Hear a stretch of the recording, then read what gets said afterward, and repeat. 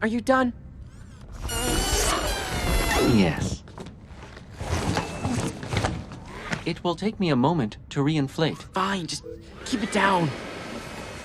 Hey, that was a clip from the movie Big Hero. What do you think? Did you understand it? There was an idiom in it. Did you hear it? Hello, my name is Dakota, and if you've ever walked out of an English class thinking, hey, I'm beginning to really understand English, only to be totally frustrated when you sat down and watched an American movie. You may have understood most of the words being spoken, but you couldn't understand the meaning. Having a clear understanding of English is so important, whether it's being used in school, social situations, or in your professional life. English has become the common world language, and regardless of why you're trying to learn it, it is essential that you understand the true meaning of what is being said. To do so, you must understand idioms and phrasal verbs. This is why I'm making these videos. I want to help you learn about idioms and phrasal verbs, but more importantly, I want to do it in a fun and enjoyable way. Learning a new language can be so boring. I'm hoping that by using movies and TV shows, you'll be able to enjoy the learning process more.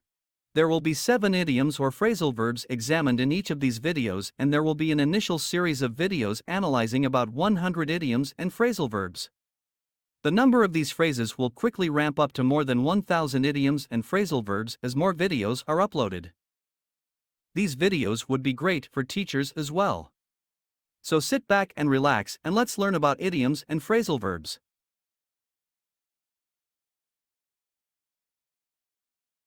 Hi, my name's Natalie. Let's begin studying idioms. Our first phrasal verb is passed away. This phrasal verb has only one possible meaning. It is referring to the death of someone. So why do we use this phrasal verb? Well, this phrasal verb is considered a more polite and gentle way of referring to death. Alright, let's look at some examples of this phrasal verb from a few movies.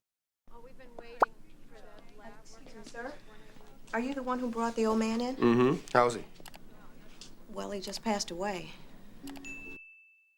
In this clip, Phil brings an old man into the hospital to have him checked. After attempting to treat the man, the nurse goes to Phil and says that the man has passed away. The nurse is explaining to Phil that the old man has died. She uses the phrase, passed away, as a sensitive way of communicating the sad news. What did he die of? He was just old. It was just his time. He's not quite the bastard everybody says he is. No, I have the franchise on that. Does that make him proud? I doubt it. It doesn't really matter now. He passed away. In this clip, Edward is talking with James Morse and his son.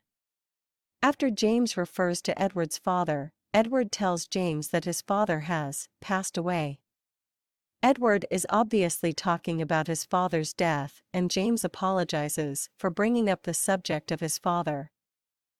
I hadn't heard. I'm sorry. I'm sorry, too. I have some bad news, Thomas. No. Your great-uncle passed away. I just received word. In this clip, Thomas's employer tells him that his great-uncle has passed away. She apologizes for his loss, the death of his great-uncle, and hopes that he will be okay. Thomas says that he didn't even know he had a great-uncle and is more interested in getting a job promotion. I'm very sorry. I didn't even know I had a great uncle. What about the promotion? Okay, let's move on to our second idiom. This next phrasal verb is knock it off. This phrasal verb is basically used when we want someone to stop doing or saying something. When people use this phrasal verb, they are often annoyed or frustrated. Okay, once again, let's look at some examples of this phrasal verb from a few movies.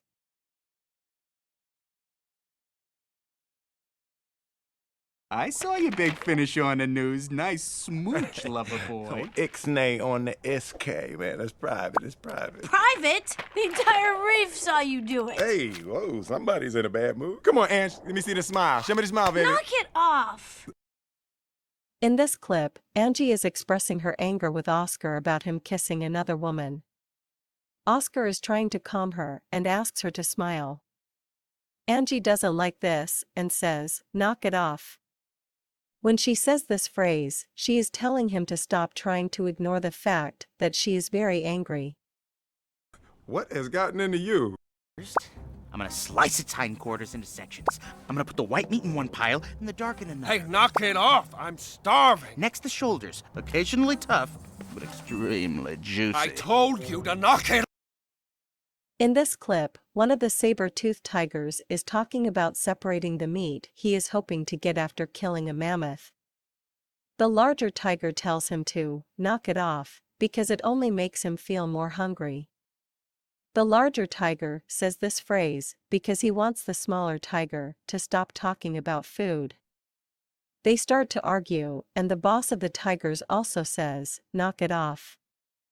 The boss of the tigers is telling the other two tigers not to argue, because by doing this, it will make them tired. Save your energy! Mammoths don't go down easy. Hey! Come on! Come on! I know you. You're that Earth First bastard, aren't you? Earth first. What's that? Professional saboteur. Fire them, criminals! Knock it off! In this clip, Roland realizes that Nick and Sarah are environmentalists. Roland is a miner who only wants to find minerals to make money. The two groups begin to argue until Sarah jumps in and says, "Knock it off." She's telling them to stop arguing because they have to solve the problems that they have with the dinosaurs. Listen to me. Okay, great. Let's take a look at our next idiom. The next idiom is, get back to. This is actually a phrasal verb, but you'll often find this phrase in a book of idioms as well. This phrasal verb basically means to return to doing something or possibly return to conversing with someone. An example would be, "I don't know the answer to your question. Let me check on it and I'll get back to you." Another example would be, "We've finished our coffee break, let's get back to work." Okay, once again, let's look at some examples of this phrasal verb from a few movies. It blew books off shelves from 20 feet away and scared the socks off some poor librarian. I'm very excited. I'm very pleased. I want you to get right down there, check it out, and get back to me. No, okay? no. Get right back to me. No, Peter, you're coming with us on this one. In this clip, Raymond is excited because there's a ghost that they must catch. Peter doesn't really care at the moment, so he asks Ray to check it out and get back to him. He's telling Ray to go investigate the situation and come back and tell him what he sees. Well, I buy 4 or 5 a month. You buy 4, Well, anyway, to get back to the main point. In this clip, Kathy is talking with Don about his relationship with Miss Lamont. During the conversation, they start talking about Kathy's interest in Don's movie career. Realizing that they've changed subjects, Kathy says, to get back to the main point, meaning, to return to the original discussion about him and Miss Lamont. You and Miss Lamont do achieve a kind of intimacy in all your pictures. Did you say all my pictures? I don't get how it works. Well, you need another person for it to work. Although maybe it will work with a dog, I don't know. All right, let's get back to. In this clip, Josh and Susan are talking about a new toy invention. After playing with the toy a while, Josh yawns, and Susan realizes it's getting late. She says that they should get back to work. Susan is saying that they should stop playing with the toy and return to working because it is getting late. Do you want some coffee? So we've now finished 3 phrases. What do you think? Are you enjoying these videos? We have more of these free videos online and we're working hard to add more each week. It takes a lot of time to create this content and we could really use your help. Please hit the like button and subscribe to our channel. By subscribing to our channel, you will be able to receive notifications whenever we upload a new video to YouTube. We really need your help. Alright, let's discuss our 4th phrase. The name of this phrase is, get this straight. We use this phrase when we want to restate facts so as to ensure that we clearly understand what is being said. So here's an example of this idiom, so let me get this straight. You want me to go shopping and buy all of the items on this list, and when I return, you will repay me. Right? This idiom summarizes a discussion that had previously occurred. Okay, now let's take a look at some examples from some movies. Help, you will never find your precious satchel. Let me just get this straight. I take you to see the lanterns. In this clip, Rapunzel is telling Flynn that she has hidden his satchel and she will return it after he helps her. She wants him to take her to the place where the lanterns are released into the sky. Flynn wants to be clear about what Rapunzel wants, so he says, "Let me get this straight." He then summarizes what she has just said so that there is a clear understanding of what her proposal is. Bring you back home, and you'll give me back my satchel? I promise. They've appointed George here as executive secretary to take his father's place. Well, no, but Uncle Billy is... You can keep him on, that's all right. As secretary, you can hire anyone you like. Dr. Cameron, let's get this thing straight. I'm leaving right now. In this clip, the owners of the building and loan company have agreed to keep the company open if George agrees to manage it. George doesn't want to work there. He wants to go back to school and pursue his dreams. He tells the people, "Get this thing straight, he's going back to school." George says this because he wants the people to clearly understand his intentions. He does not want this job. Going to school. This is my last chance. Uncle Billy here. He's your man.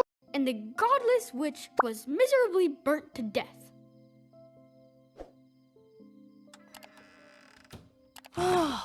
Let me get this straight. The story is about cannibalism. In this clip, Tim and the boss baby are reading a book so that Tim's parents will think that they're becoming close friends.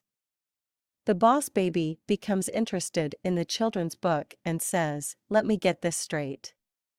He wants to be clear that what he is reading is really true, that the book is about burning people alive. And burning people alive. Yeah. Okay, we are now ready to look at our fifth phrase. This phrase is called, "keep it down." The meaning of this phrase is, please don't talk so loudly. Speak quietly.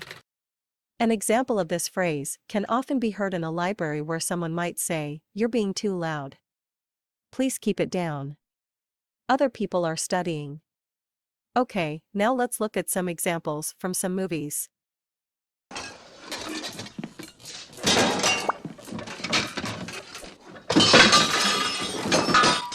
You know, you're one of the great cat burglars of the world, Marv. You think you could keep it down a little in there, huh? In this clip, Harry and Marv are stealing things from a house. Marv likes to break things when he goes into a house, and this makes a lot of noise. Harry tells him to keep it down. He says this because he wants Marv to be quiet so that the police won't catch them. I'm from the open ocean exhibit, and that's where my parents are. We gotta go. Can you take me there? Kind of tough for a whale to travel around here. Can you please keep it down over there? My head hurts. In this clip, Dory is talking with an old friend, Destiny. As they're talking, another sea animal in the next enclosure asks them to keep it down. He's asking them to talk quietly because he has a headache. Who's that? That's my neighbor Bailey. He was brought in with a head injury. Are you done? Yes. It will take me a moment to reinflate. Fine, just keep it down. In this clip, Hero is talking with Baymax. They're sneaking into a building and Hero doesn't want other people to find him. Baymax lets air out of his body so that he can get in the building. After entering, he tells Hero he will reinflate. Hero says, "Fine, just keep it down." Hero is telling Baymax to do it quietly. Okay, you're doing great. Now we're ready to take a look at our sixth phrase. This phrase is, waste of time. This can be said many ways: waste your time. Waste my time. Wasting my time. Any pronoun form can be used in this idiom. The meaning of this idiom is, it's a bad use of time. a useless activity. An example would be, lying on a sofa for hours and hours watching mindless TV programs is a waste of time. Okay, let's look at some examples of this idiom from various movies. You weren't in broadcasting or journalism? Believe it or not, I studied 19th century French poetry. What a waste of time. In this clip, Rita is talking to Phil about what she studied while she was at university. Rita tells Phil that she studied 19th century French poetry. Without thinking, Phil says that this was a waste of time. He means that this was a useless thing to study while at school. I mean, for someone else, that would be an incredible waste of time.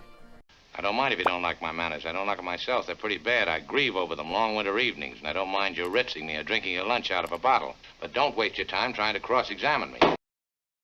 In this clip, Philip is annoyed with the way Vivian is treating him.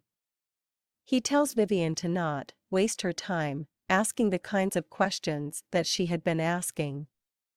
He's telling her that she is foolish asking him such questions and that she should stop this. People don't talk to me like that. Rehabilitated. It's just a word. So you go on and stamp your form, Sonny, and stop wasting my time. In this clip, Red is talking with the parole board about releasing him from prison. The parole board has rejected his parole many times, and he feels like, at this point, they are wasting his time. He means that he doesn't think they really care about him and that if they're not going to be serious, they shouldn't talk to him because both they and he could be doing other more useful things. Because to tell you the truth, Well, we've arrived at our last phrase. And that phrase is, stick around. The meaning of this phrasal verb is, to not leave. To stay in one location. To wait for someone. An example of this phrasal verb would be, please stick around for a while. I want to talk to you about something. Alright, now let's take a look at some examples from some movies. What would you think about maybe asking us to stick around? What? You don't have to mean it or anything. Just ask us to stick around. I promise you. In this clip, Butch is talking to a gambler about a problem he is having with his friend, Sundance. Butch suggests to the gambler that he ask them to stick around. If he does this, Sundance will not get angry. Butch is asking the gambler to request that Butch and Sundance not leave the saloon.